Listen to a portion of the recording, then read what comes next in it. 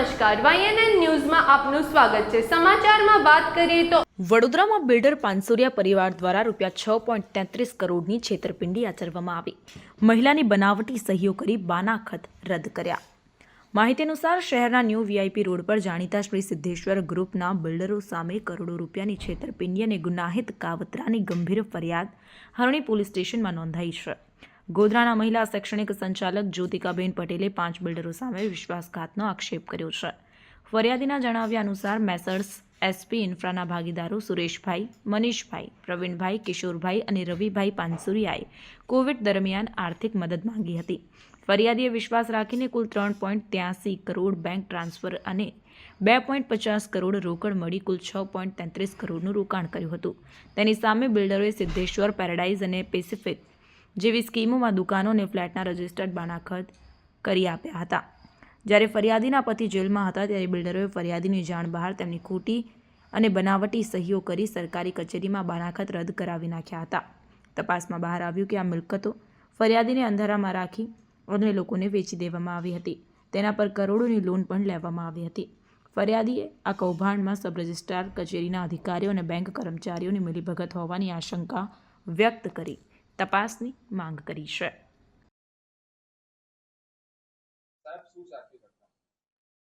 રવિ સુરેશ પાનસુરિયા કે જેઓ છેલ્લા ઘણા સમયથી પોતાનું ઘર છોડીને ક્યાંક જતા રહ્યા છે અને એક વિડીયો વાયરલ કરીને તેઓએ દીક્ષિતભાઈ પટેલ અને તેમના પત્ની અને કેટલાક અન્ય લોકોની સામે વ્યાજખોરી બાબતના ખોટા આક્ષેપો કર્યા છે।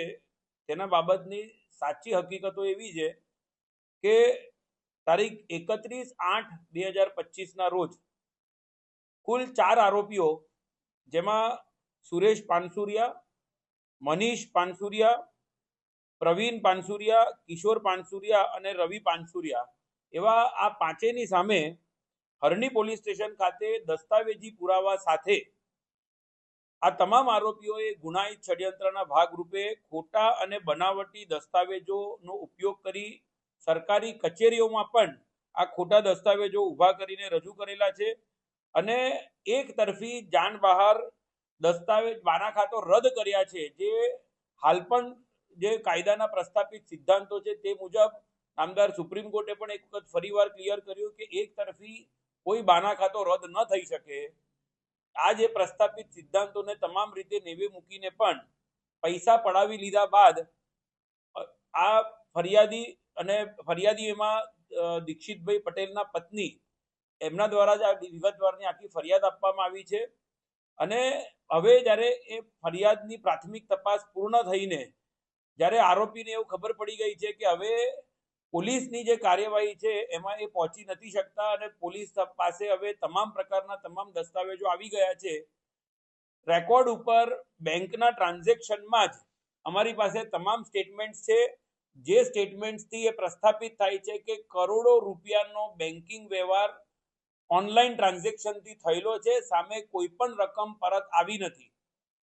દસ્તાવેજ અને બાનાખત કરવા માટેના મિલકત આપવાના માટે એમને પહેલા તો પૈસા બેંક ટ્રાન્સફરથી મેળવ્યા અને પછી પૈસા મેળવ્યા પછી આ છેતરપિંડી કરવાનો એક આર્થિક મોટો ગુનો જ્યારે આરોપીઓએ આ સમગ્ર પરિવારજનોએ મળીને કર્યો છે ત્યારે હવે પોલીસ તપાસના અંતે જ્યારે FIR થાય એવી પરિસ્થિતિ હોય અને કોઈ પણ રીતે રાજકીય વર્ગનો ઉપયોગ કરીને પણ જ્યારે આરોપીઓને કોઈ પણ પ્રકારનો કોઈ લાભ નથી મળી શક્યો ત્યારે હવે તેઓએ દીક્ષિતભાઈ અને તેમના પરિવારજનો સામે ખોટા આક્ષેપો કર્યા છે। અમને જે કોઈ પોલીસ તપાસ છે, જે કોઈ પોલીસ કાર્યવાહી છે એમાં સંપૂર્ણપણે અમને વિશ્વાસ છે। વડોદરાની હરણી પોલીસ સ્ટેશનમાં જ આ સમગ્ર બાબતની તપાસ ઊંડાણપૂર્વક ચાલી રહી છે અને દસ્તાવેજો જ પ્રસ્થાપિત કરી રહ્યા છે કે એક મોટા ષડયંત્રના ભાગરૂપે આ બિલ્ડર લોબી દ્વારા પૈસા પડાવી લીધા બાદ હવે પૈસા પરત ન ચૂકવવા પડે તેવા જ આશયથી વ્યાજખોરીના ખોટા આક્ષેપો કરી રહ્યા છે।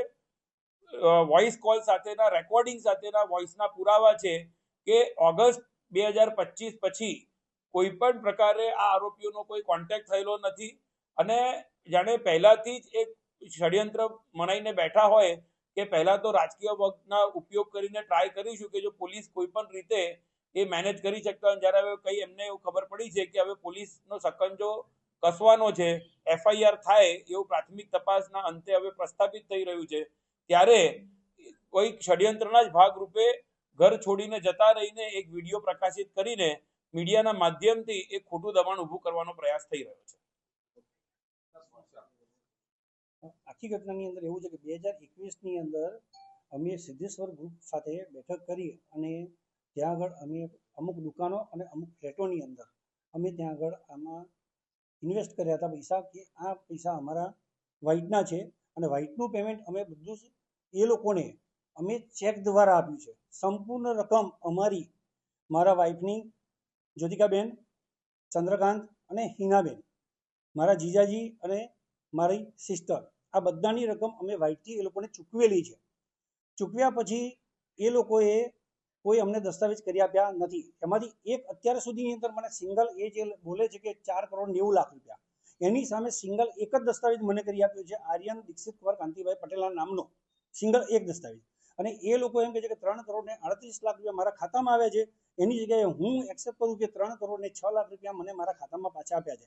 પણ એ શાના પૈસા આપ્યા છે કે એક રજિસ્ટર બાનાખત સ્ક્રીન 1 અને સ્ક્રીન 2 ત્યાં મલ્ટીપ્લેક્સ હતું. એ મલ્ટીપ્લેક્સ મેં પરચેસ કર્યું હતું, એ એમને બીજાને વેચવું હતું અને એમને 2 પૈસા મળ્યા હતા, મને પણ 2 પૈસા મળ્યા હતા. એટલે એ 5,75,00,000 રૂપિયાની અંદર એ મલ્ટીપ્લેક્સનો સોદો થયો. એ સોદા પેટે મને બાનાખત રદ કરતા પહેલા 3,06,00,000 રૂપિયા મારા અને મારા વાઇફના એકાઉન્ટની અંદર એ લોકોએ પરત કર્યા છે. એ હું આજે પણ એક્સેપ્ટ કરું છું. આની અંદર એ લોકો એવી રજૂઆત કરે છે કે આ બધા પૈસા અમે વ્યાજે, તો 11 મહિનાની અંદર દીક્ષિત પટેલ જ્યારે કસ્ટડીમાં હતા તો વ્યાજ લેવા કોણ ગયું? 11 મહિના પછી આ બીજા 7 મહિના હું અત્યારે બહાર છું. 7 મહિનાની અંદર એમની જોડે મારે ઓછામાં ઓછી 1.5 મહિનાની અંદર જૂન અને જુલાઈ મહિનાની અંદર 7 થી 8 વખત મિટિંગ થઈ છે. એ મિટિંગની અંદર મારો ઓડિયો ક્લિપ મેં સર્વેને આપી છે. એ ઓડિયો ક્લિપની અંદર મને વાઘોડિયાની જમીન, હરણીની જમીન, આનો દસ્તાવેજ કરી આપ્યું. એવી રીતે ફોસલાવીને મને ટકાઈ રાખ્યો અને છેલ્લે મને મારી જોડથી એ લોકોએ 4 કરોડ રૂપિયાના બીજા ચેક લીધા હરણીની જમીનનો દસ્તાવેજ કરવા માટે. એ ચેકો પણ મેં એમને આપેલા છે. એ ચેકની પાછળ મેં ઉલ્લેખ કરેલો છે કે હરણીની જમીન પેટે મેં ચેકો આપ્યા છે. એટલે આ રીતે એ લોકોએ મને ફોસલાવીને ટાઈમ ખેંચ્યો હતો. પછી એ લોકોનો પ્રત્યુત્તર હું ફરી છેલ્લે મળવા ગયો ત્યારે મનીષ પાનસુરિયાએ મને એવું કહ્યું તમારાથી થાય એ કરી લો. અને રવિનો જે ઓડિયો છે એ 18 તારીખનો ઓડિયો છે, ઓડિયો ક્લિપ છે. મેં આપ સર્વને જે મોકલી છે એ ઓડિયો ક્લિપ, એ ઓડિયો ક્લિપના આધારે આપણે ખ્યાલ આવી જશે કે એને મને તે વખત જ ધમકી આપી દીધેલી કે દીક્ષિતભાઈ તમે કશું પણ એક્શન લેશો તો હું કંઈક આવું કરીશ. એ ઓડિયોમાં સ્પષ્ટ રવિભાઈ બોલતા જણાય છે. આજથી 4.5 મહિના પહેલાની 4.5 મહિના પહેલાની વાત છે. એટલે આ બધા એક પ્રોપાગન્ડા ઊભા કરી અને અમારી પર પ્રેશર બનાવવામાં આવી રહ્યું છે કે આ દીક્ષિત પટેલ અને એમની ટીમ દ્વારા પૈસા માંગવામાં ન આવે. બીજો એક ઉલ્લેખ કરું છું અત્યારે અહીં આગળ આપણી સમક્ષ કે આ સ્ટેટમેન્ટ છે મારી સિસ્ટર, એની અંદર 4 બાનાખત થયેલા છે. સંપૂર્ણ અવેજની રકમ ચૂકતી થયેલી છે ચેકથી. એ બધા જ બાનાખતના રદ કરી ડુપ્લિકેટ સહીથી અને એ બધા બીજાને વેચાણ કરી આપેલ છે. એ સિવાય મારા જીજાજી એમના નામે પણ દુકાનો છે. એ દુકાનો એમને 1 પણ રૂપિયો પરત કર્યા વગર કહું છું 100% રકમ અમે ચૂકતે કરી આપી. દસ્તાવેજ કરવાની વાત કરી ત્યારે અમને આ રીતે ધમકી આપતા હતા કે ભાઈ તમે જો કંઈક કરશો તો અમે આવું કરીશું. એટલે અમને બીવડાવીને આ પૈસા બધા જ દબાવવાની એમની ગણતરી છે. અને પેરેડાઇઝ પ્રાઇમ પ્લસની અંદર અન્ય મને 6 દસ્તાવેજ બીજા જે બધી પ્રોપર્ટી આપી એની સામે મને કરી આપ્યા. તો એની અંદર પણ મેં 2 તરફી બાનાખત કર્યા હતા આ વખત કે રદ ન થઈ શકે તેવા. એ બાનાખત બધા જ, એમાંથી પણ એક બાનાખત એમને રદ કરી દીધું મારી જાણ બહાર. એટલે એમનો ઈરાદો મજબૂત અને ખોટું કરવાનો પહેલેથી હતો અને છે. Subscribe now and press the bell icon. Never miss an update.